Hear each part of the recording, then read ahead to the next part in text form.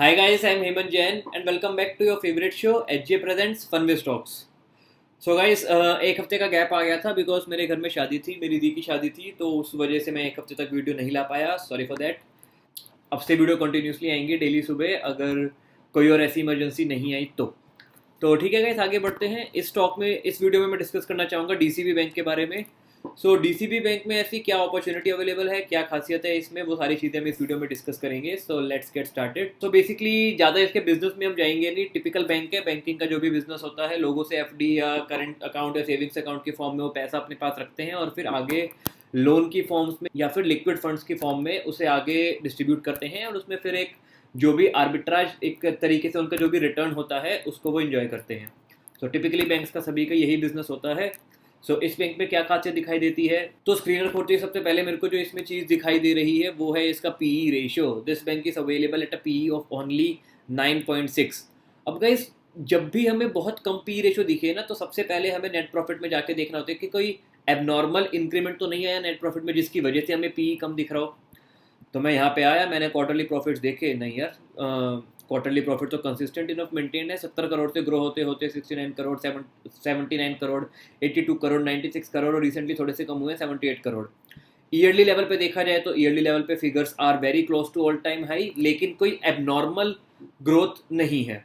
तो उसके अकॉर्डिंग देखा जाए तो पी रेशियो इसकी बहुत कम लेवल पे हमें मिल रही है और नेट प्रॉफिट में कुछ एबनॉर्मल ग्रोथ नहीं है। Net profits are consistently maintain, तो जिसकी वजह से ये काफ़ी अच्छी अपॉर्चुनिटी है और कोई भी एनोमली या कोई भी ट्रैप मेरे को इसमें नज़र नहीं आता है।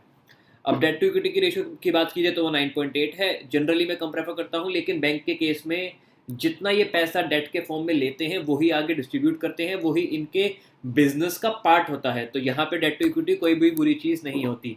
प्रमोटर होल्डिंग 14.9% है और अगर इसका करंट प्राइस देखा जाए तो ये अपनी बुक वैल्यू से थोड़े से कम पे ही ट्रेड कर रहा है। पी एक्सपेंशन से देखा जाए तो 150% का पोटेंशियल है इसमें। एक बार आके देख लेते हैं नीचे, कोई दिक्कत तो नहीं फाइनेंशियल्स में रेवेन्यू 400 करोड़ से ग्रो होता हुआ 3,500 करोड़ तक गया है in a matter of 11 years, which is commendable growth in itself. Net profit -78 crore से ग्रो होता हुआ और कंसिस्टेंट ग्रोथ है year over year, again and again and again and again and again. सिर्फ पेंडेमिक की वजह से थोड़ी सी कम है इसमें, लेकिन ग्रोथ काफ़ी अच्छी और काफ़ी सही ग्रोथ मेंटेन्ड है। और अभी इसके जो रिजल्ट्स हैं वो ऑल टाइम हाई पे मेंटेन्ड है।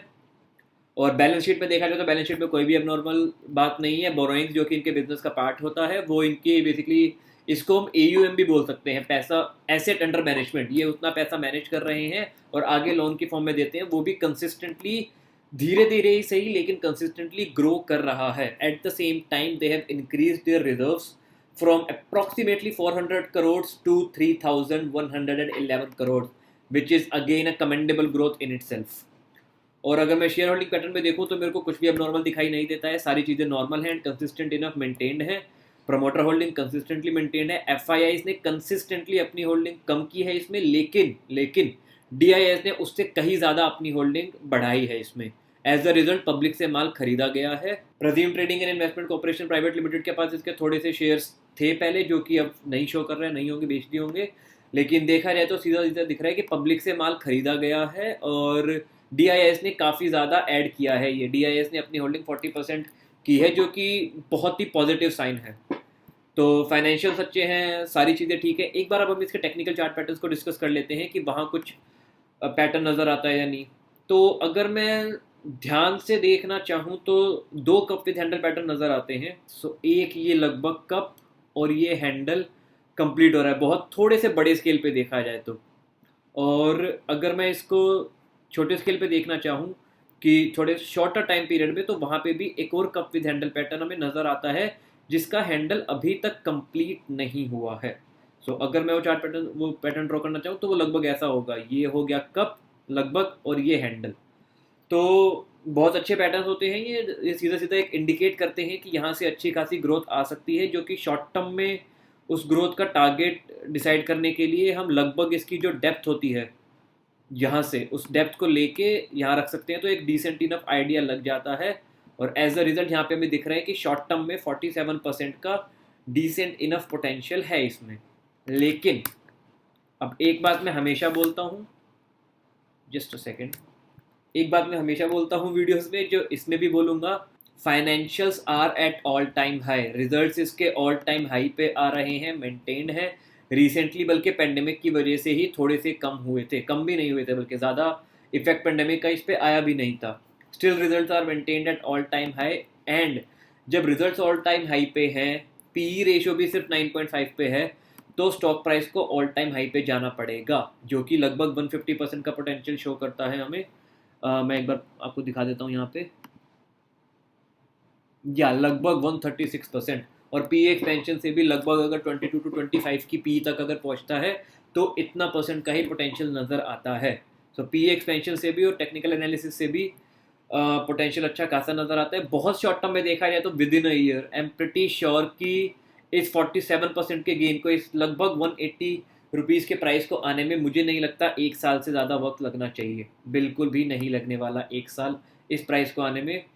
और 136% के प्राइस को आने में 2 साल 2.5 साल लग सकते हैं। मैं उतना वेट करने में इंटरेस्टेड हूँ, मेरे को कोई प्रॉब्लम नहीं है उतना वेट करने में, बिकॉज कंपनी में कोई भी दिक्कत नहीं है। कंपनी के बैंक के इवन एनपीएस भी बहुत ज़्यादा नहीं है, सिर्फ 4% एनपीएस हैं, जो कि बहुत आम बात है। और दिसंबर में कम हुए थे, अभी रिसेंटली बढ़े हैं, मतलब 4% आम बात है यार, कोई भी बिग डील नहीं है 4% ग्रोस एनपीए और 2.2% नेट एनपीए होना। दिस इज़ एब्सोल्युटली फाइन, बहुत ही अच्छा पोटेंशियल मेंटेन है। ये क्विक वीडियो थी बस आपको बताने के लिए कि बहुत ही अच्छी अपॉर्चुनिटी यहाँ पे अवेलेबल है डीसीबी बैंक में। सो आप अपना ड्यू डिलिजेंस कीजिए, अपने एनालिसिस कीजिए, अगर आपको ये बैंक सही लगे, अगर आपको लॉजिक सही लगे तो आप इसको खरीद सकते हैं। एट द सेम टाइम देखा जाए तो रिसेंटली जो थोड़ी बहुत वॉल्यूम थोड़ी सी ज़्यादा आई है, ऑल्दो बहुत ज़्यादा नहीं है, तो ये वॉल्यूम भी सपोर्ट कर रही है कि कोई ना कोई big player is interested in this stock, जो इसको प्राइस को नीचे ही रखते हुए अभी वो धीरे धीरे एक्यूमुलेट कर रहे हैं।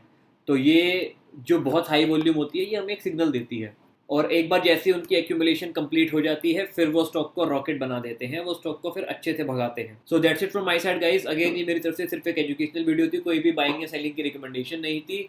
जो भी आपको डिसीजन लेना है, आपको वो डिसीजन खुद के दम पे लेना है, मुझसे या मेरे एनालिसिस के बेसिस पे डिसीजन नहीं लेना है। आपको खुद से सोचना है कि क्या ये सही में एक अच्छी अपॉर्चुनिटी है, और अगर आपको लगता है कि हाँ ये अच्छी अपॉर्चुनिटी है, सो आप डेफिनेटली इसको बाय कर सकते हैं। ऑनेस्टली स्पीकिंग मैं इसको बाय कर चुका हूँ, मैंने इसको 3-4 दिन पहले ही बाय किया था, टाइम नहीं मिल रहा था वीडियो बनाने का, सो अब टाइम मिला है। इवन मैंने तो आई गेस यहाँ 110 के अराउंड पे बाय किया हुआ है जहाँ तक मुझे याद है। सो अगेन वैसी ही एक अच्छी खासी अपॉर्चुनिटी इसमें अवेलेबल है। At the same time guys, अगर अभी तक आपने चैनल को सब्सक्राइब नहीं किया है तो फटाफट इसको सब्सक्राइब कर लो, बिकॉज आगे ऐसी कई सारी वीडियोस आने वाली हैं। आप अगर कमेंट में thank you for this video लिखोगे तो मेरे को बहुत अच्छा लगेगा। और आपको अगर किसी स्टॉक से रिलेटेड कुछ भी रिव्यू करवाना हो, कुछ भी आपके इन्वेस्टमेंट से रिलेटेड या पर्सनल फाइनेंस से रिलेटेड कोई भी क्वेश्चन हो, तो आप कमेंट में पूछ सकते हैं। I would gladly and happily answer those question. So thank you guys, take care and stay safe.